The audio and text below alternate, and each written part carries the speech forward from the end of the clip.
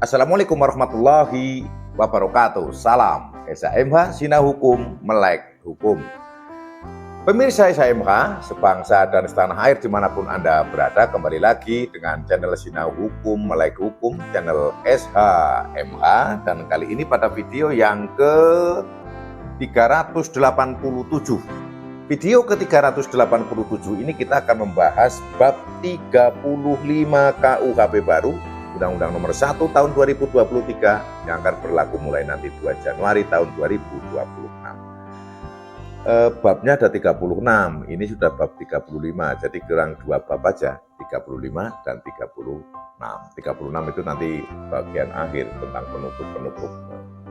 Ini adalah mengatur tentang tindak pidana khusus. Saya akan menyampaikan terlebih dahulu bahwa kalau secara mudah tindak pidana itu apa sih? Ya, tindak pidana itu ya sesuatu yang dilarang, tidak boleh dilakukan. Kemudian kalau dilarang ada sanksinya pidana, nah itu namanya disebut tindak pidana. Di mana tempatnya aturan itu? Aturan itu ya ada di Undang-Undang Hukum Pidana. Nah, hukum pidana ini ada dibagi lagi. Kalau yang tentang KUHP, kitab Undang Hukum Pidana, kitab Undang-Undang Hukum Pidana itu mengatur tindak pidana yang secara umum. Nah, kemudian contohnya yang secara umum itu penganiayaan. Kemudian berarti kalau penganiayaan itu orang menganiaya orang, siapapun orangnya, korbannya, siapapun pelakunya, itu bersifat umum, general.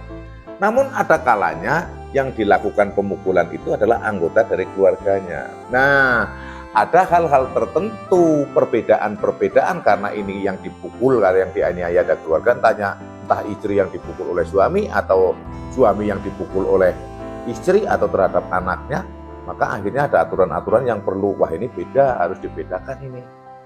Jangan disamakan.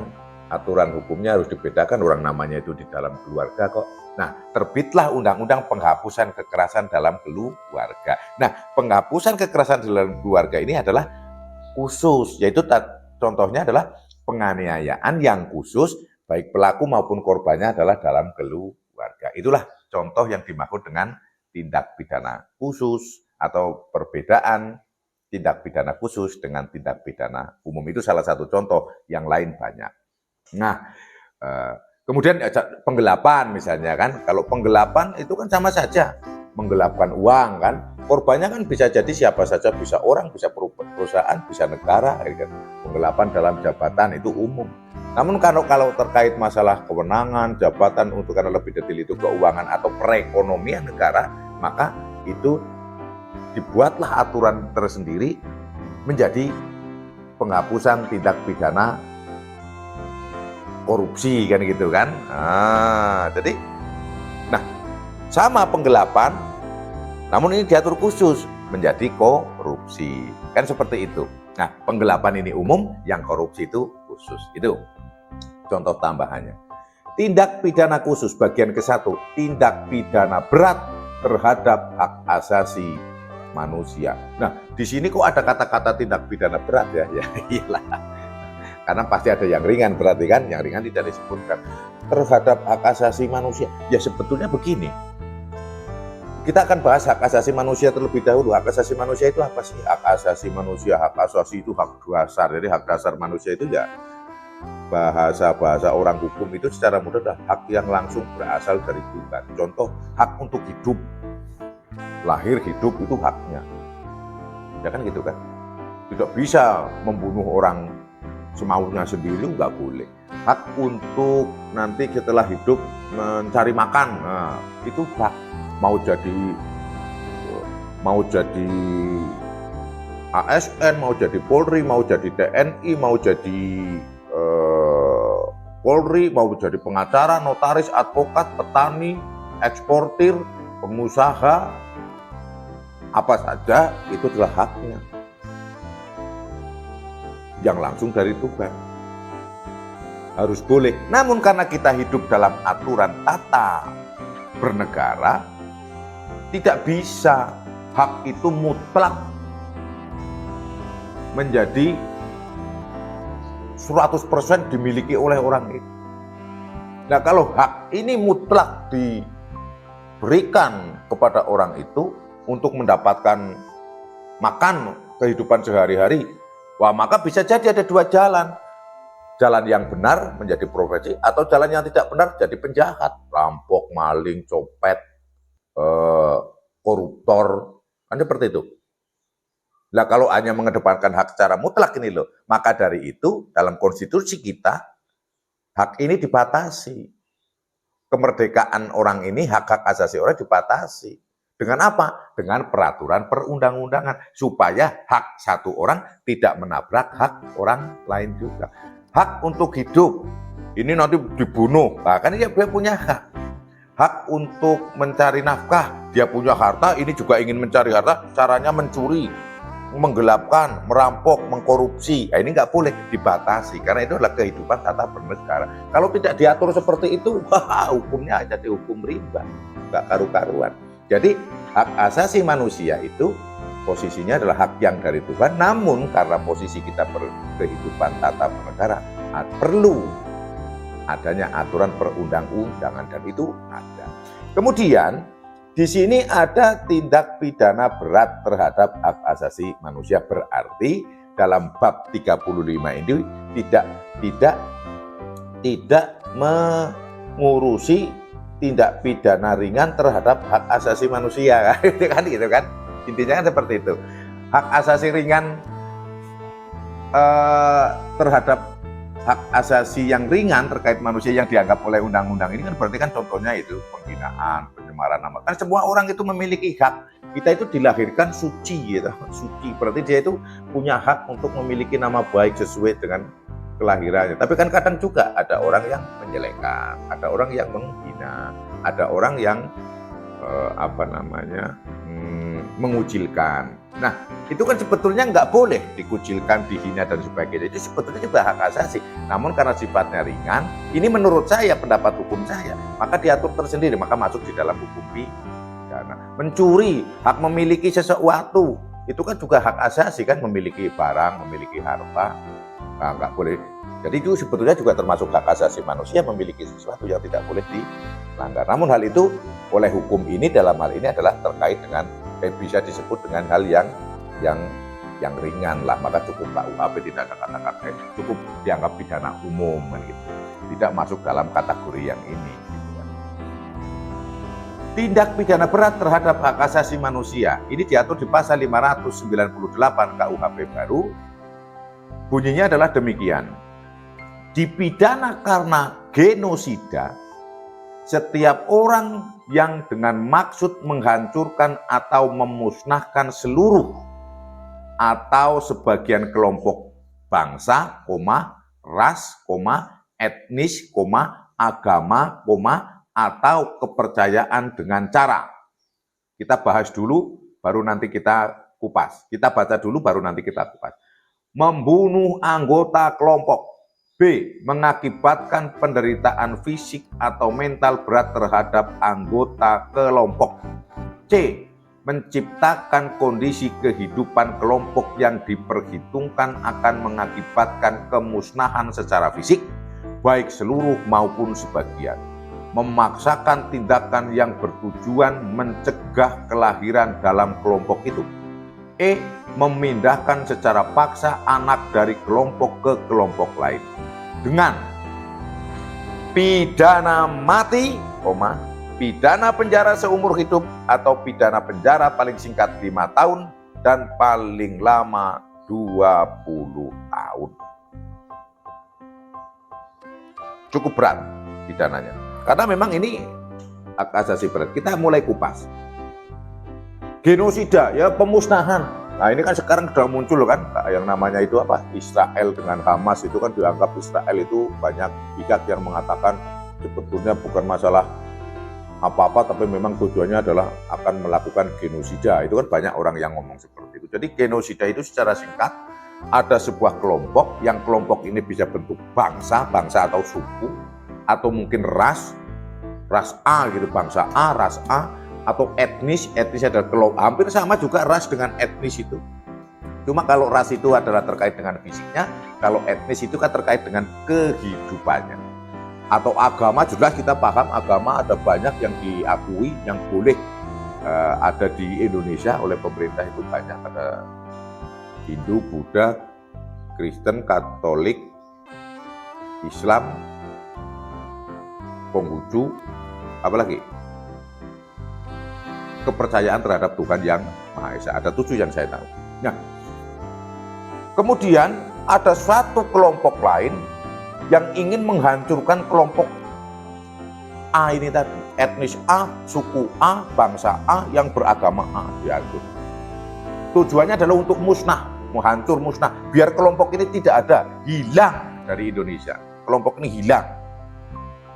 Tujuannya adalah seperti itu. Nah, kita kan banyak sekali suku-suku, bangsa-bangsa, agama, pulau-pulau, adat istiadat, etnis-etnis, banyak sekali di kita. Dan kita itu sudah mengikatkan diri pada Pancasila, Persatuan Indonesia. Jadi nggak boleh ada hal-hal yang seperti itu.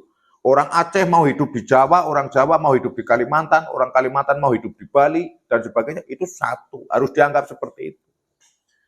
Nggak boleh ada yang melakukan genosida. Maka tepat sekali KUHP ini mengatur tentang ancaman hukum yang melakukan genosida.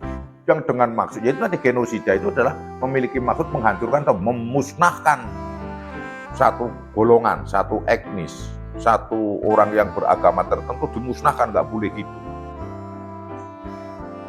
Nah, namun yang dihukum di dalam pasal 598 ini adalah dengan cara titik 2A, membunuh anggota kelompok. Jadi, kalau ada orang yang dibunuh karena masalah dendam pribadi, kemudian atau karena masalah rebutan waris dan sebagainya, nggak masuk dalam hal ini, tidak masuk. Beda, itu masuk di dalam pasal pembunuhan. Namun ini adalah membunuh anggota kelompok. Oh, itu adalah kelompok A, bangsa A, etnis A, dan sebagainya. Ada 3 atau 1 atau 2 atau 10 atau berapa, udah bunuh saja. Biar kelompok itu nanti musnah. Itu tujuan yang ada niatan, ada pada pikiran, ada pada si pelaku. Membunuh. Sehingga membunuh ini adalah beda. Oke, ini dalam tadi sebagaimana diatur posisinya Bapak, ada umum, ada khusus pada peraturan perundang-undangan, dan ini masuk di dalam KUHP yang sebetulnya juga merupakan hukum umum, namun bisa dispesifikan lagi Bapak, ini adalah pasal pembunuhan yang bersifat khusus. Khusus apa? Ya khusus terkait masalah genosida, bukan yang masalah dendam, bukan masalah waris, bukan masalah preman-preman, kan seperti itu. Membunuh anggota kelompok. Jadi kalau membunuhnya anggota kelompok adalah terkait dengan tujuan untuk memusnahkan bangsa, ras, agama, atau etnis, masuk di ini. B, mengakibatkan penderitaan fisik atau mental berat terhadap anggota kelompok. Nah, ini jadi posisinya misalnya, oh ada satu anggota kelompok A ini itu diisolir. Contoh gitu. Tidak ada sarana air bersih, tidak ada sarana jalan yang bagus, tidak ada sarana listrik, tidak ada sarana telekomunikasi yang itu dimaksudkan secara sengaja, akhirnya terjadilah penderitaan fisik karena bisa jadi kelaparan, kan jalan barang-barang kebutuhan pokok sehari-hari tidak bisa masuk, tidak ada fasilitas kesehatan, secara otomatis mengakibatkan fisik, mental yang berat, atau kelompok ini itu dijadikan budak gitu loh, jadikan selalu dihina. Kalau di India, kalau di Indonesia tidak ada. Kalau di India itu, kalau melihat dari media sosial yang berjalan, itu ada salah satu kelompok etnis yang saya lupa namanya, tapi itu tidak masuk kasta ya, di luar kasta, dan itu dianggap paling hina itu. Nah, contohnya di India itu ada. Nah, mengakibatkan penderitaan fisik atau mental, ya dibuat sedemikian rupa sehingga sengsara secara fisik, kurang makan, kurang sandang, kurang pangan. Secara mental ya lama-lama down itu kan. Wah, ngelokro itu kalau orang Jawa, down, gila itu. Kalau udah gila, bisa bunuh diri. Menciptakan kondisi kehidupan kelompok yang diperhitungkan akan mengakibatkan kemusnahan secara fisik, baik seluruh maupun sebagian, yaitu menciptakan kondisi kehidupan itu seperti tadi, diisolasi, apa-apa tidak tidak diberi dengan baik, akhirnya lama-kelamaan gizinya kurang, kehidupannya menderita, mati sedikit demi sedikit, lama-lama kelompok itu akan habis. Bangsa itu akan habis, ras itu akan habis, etnis itu akan habis. Dibiarkan, kalau diisolasi nggak, gimana? Begitu sakit sedikit nggak bisa berobat, nggak ada rumah sakit, nggak ada puskesmas, mati, mudah mati. Mau makan bergizi, nggak ada. Lahan di situ tidak disuplai dengan bagus, sehingga tanaman juga tidak subur, nggak ada pupuk dan sebagainya. Nah, jadi semacam ini kayak terencana betul gitu ya kalau tindak pidana di sini. Menciptakan kondisi kehidupan kelompok yang diperhitungkan akan mengakibatkan kemusnahan secara fisik baik seluruh maupun secara fisik baik seluruh maupun sebagian. Jadi orangnya itu musnah, orang-orangnya mati. D.